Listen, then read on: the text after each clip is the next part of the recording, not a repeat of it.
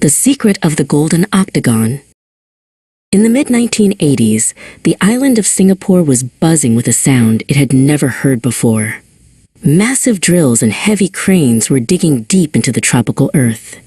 10-year-old Liang spent his afternoons watching the construction of the North-South MRT line. He marveled at how the giant machines clawed at the ground, paving the way for the city's first underground trains. But as the tunnels grew longer, the city grew quieter. Shops that were once busy began to close their shutters, and people spoke in hushed, worried tones about a recession.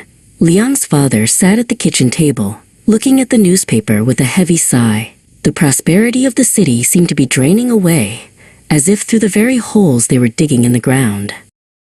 One afternoon, Liang met Master Chen, an elderly man who studied the ancient art of feng shui. Master Chen lived in a small room filled with compasses and old scrolls. He told Liang that the island was like a living creature, and the earth beneath them held the dragon's veins, the paths of energy and luck that kept the land strong. "The tunnels are cutting right through the dragon's back," Master Chen whispered, pointing to a map of the new train lines. "The energy is escaping. To fix the balance and bring back our luck, every person on this island must carry a bagua, an 8-sided shield of protection to ward off the disturbance of the earth." Liang looked at the old wooden bagua hanging on the wall. It was an octagon with special symbols. "But Master Chen," Liang asked, "how can we give everyone in Singapore a bagua? There are millions of us. It would be impossible for everyone to carry one all the time." Master Chen smiled mysteriously and told him that sometimes the biggest problems require the cleverest designs. The story of the dragon's veins reached the highest offices in the land. A government official sat in his bright, modern office looking out at the skyline. He knew the people were worried, and he knew that harmony was just as important as steel and concrete. He realized that if the people needed a bagua, he had to find a way to weave it into the fabric of daily life. The official called for a master coin designer. "We are launching a new $1 coin in 1987, the official explained. "It must be special. It must be something everyone wants to hold."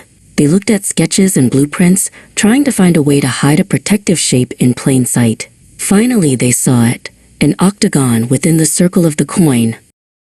In September 1987, the new gold-colored $1 coins were released. Liang ran to the local tuck shop and traded his old notes for the new coins. As he held the heavy, shimmering metal, he traced the 8-sided rim with his thumb. "A bagua in every pocket," he whispered. Suddenly, the coin felt like more than just money. It felt like a tiny shield. Just 2 months later, the MRT finally opened. Liang and his friends were among the first to ride the sleek, silver trains.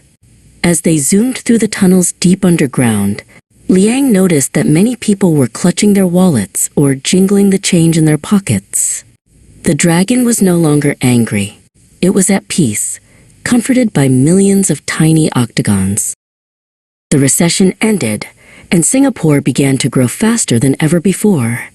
Whether it was the feng shui or just the hard work of the people, no one knew for sure.